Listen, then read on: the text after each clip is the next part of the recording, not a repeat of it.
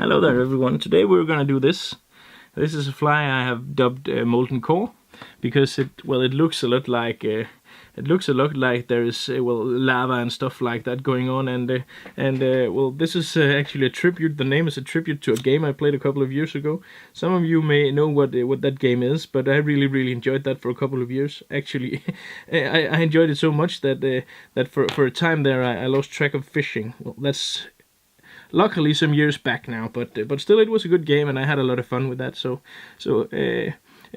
I kind of wanted to, because we're nerds and stuff like that, at least I am, I wanted to name some flies after something that I spent a lot of time doing. So this fly series is called Wow, basically it's a very easy pattern. We only use 3 materials. Kind of like tanking back in the day.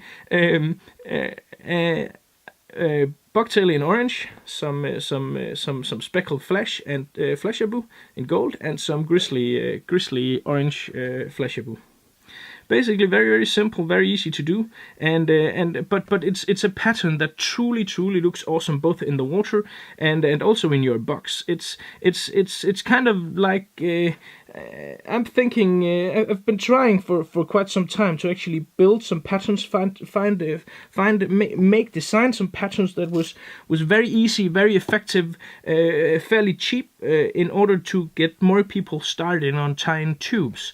And basically this is going to be it, and you can vary the colors quite enormously with this, but basically the pattern here, the build of this fly here can be applied to any color you wish and any color you like, and it's fairly simple. First, the bucktail here, and I tie this so the points here are pointing forward, and I simply just take these and force them backwards here, like so.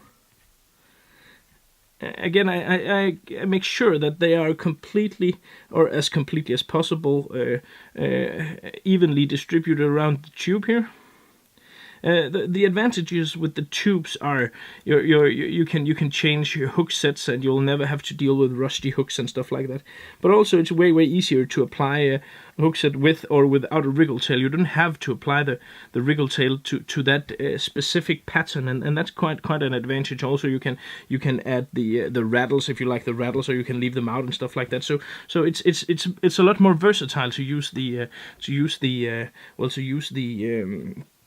tube systems with rigs than it is with basically just hooked flies. So I'm gonna take a bundle of this. This is speckled gold fleshaboo, and I must say the bundles of this fleshaboo is just enormous. I've tied, I don't know, I think there's 8 flies lying around here with this pack so far, and I think you can actually do 10 flies or so with one package of this, and it's a fairly inexpensive flash material, so really cool. And these speckled colors are just awesome. I have a speckled silver here that really is nice. I'm looking forward to doing another variant of this fly with red and speckled silver and stuff like that. So really cool. What I do here is simply I just pull it a bit out here, so the ends here is not completely uniform in length, and then I tie it so the longer part of this flesh is going to be out, is going to be forward, so around 5 centimeters, 5 to 8 centimeters, something like that, is going to be pointing backwards like this. Again, I try to distribute it as evenly as I can all the way around here. And before I really apply the pressure here, I make sure that all the flesh fibers are inside, are caught in my tying thread here, like so. I'm gonna hold that off to the side there, like that. So basically now I have it where I want it to, and I just make sure that their flesh is all the way around, and it wasn't here. So before I tie this in and use a lot of force, I simply just force some of this flesh here around. So it's as evenly distributed all the way around as possible, like so.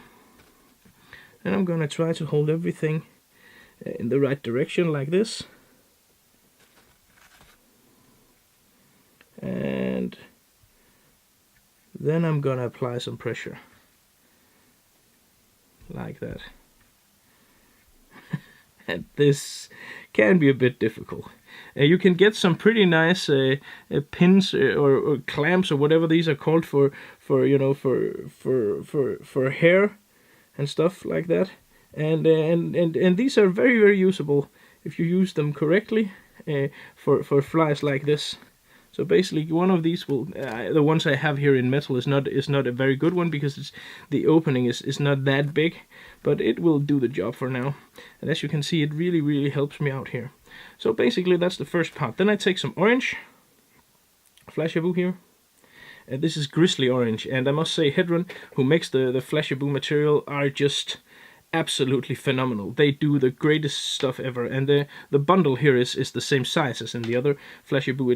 You get a lot of value for your money, but also you get a quality that is unmatched anywhere. And with quality, I mean you get something that really lasts a long time, even though it's you know being hammered by pikes and teeth and stuff like that. It will continue to have its color, and it will really stand a lot of abuse, which is something that it's Christmas time here, and you can buy a lot of different tinsels and stuff like that in Christmas shops, but and those will work for flies as well. The only problem is they very often lose their sparkle, lose their color very rapidly in the water. So basically, the stuff can be cheap, and yeah, really it is cheap. But what you get is something that is cheap. You'll get something that will not last for a long time. At least that's my experience.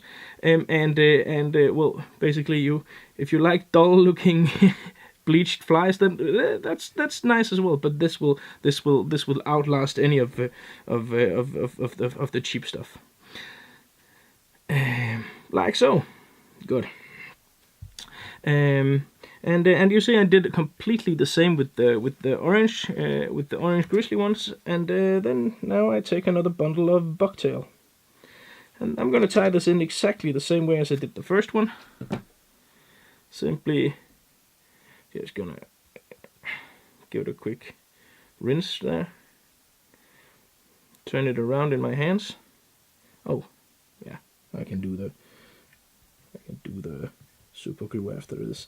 Again, I try to distribute this as evenly as possible, and this is probably the most difficult part of this fly, is to get this bucktail here distributed evenly all the way around, because the flash will love to get in your way.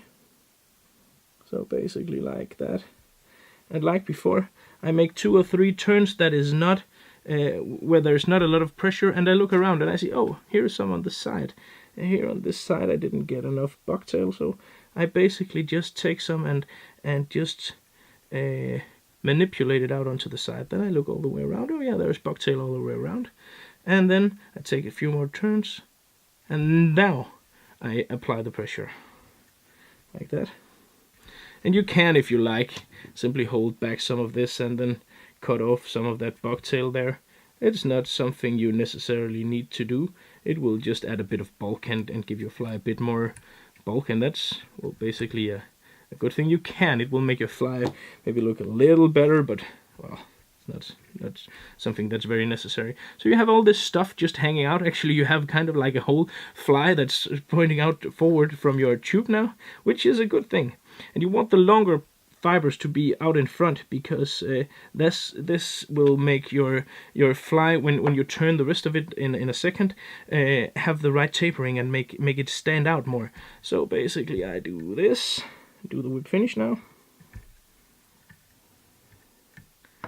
on top of my super glue, like so. And then I take everything from this and I take a cone head, a Futurefly cone head. And Futurefly are the only manufacturer that makes cone heads that fit these big tubes. And I put this cone on here. I simply just try to fan this out how it's supposed to be, like that. And then see where it's supposed to go, like so. Pulling all of that backwards.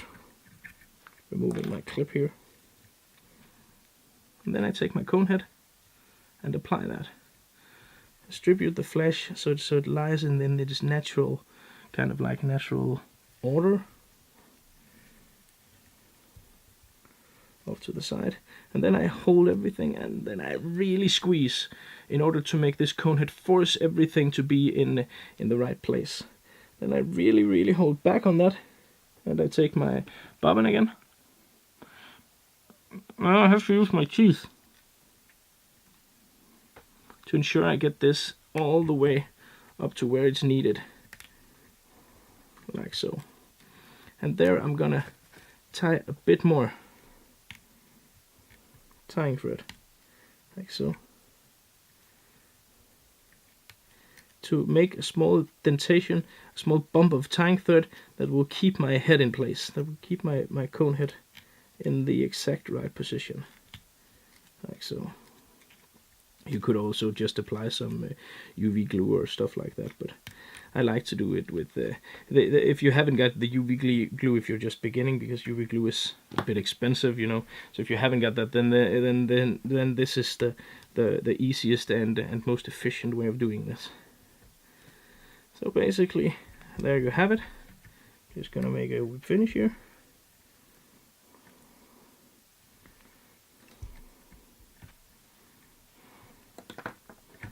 Cut that off.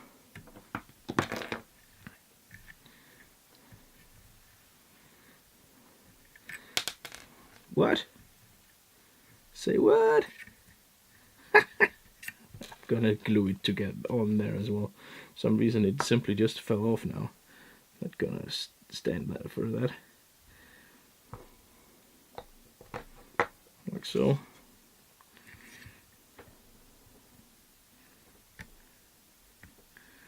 And stay there, like that. Maybe I should use a bit more tying thread then.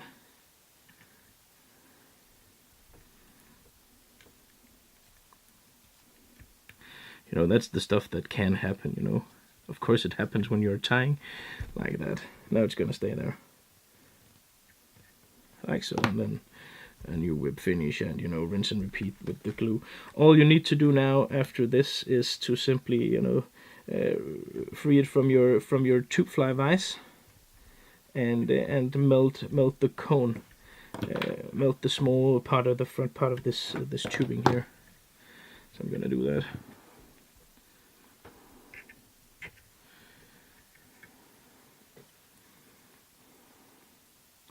And as you can see, completely awesome looking molten core fly here. And all the shorter parts we used here and all the bucktail here will make sure that this fly will stand out and have the bulk and the volume that will look good. It will move a lot of water, so it will be nice and good in murky water as well, because it will move some water and affect the sideline and stuff like that. Really light fly, easy to cast, easy to tie, inexpensive, and basically a pretty good go-to pattern for you know, any bugs. So, well, basically that's it, the molten core. Hope you enjoyed that. Thank you for watching.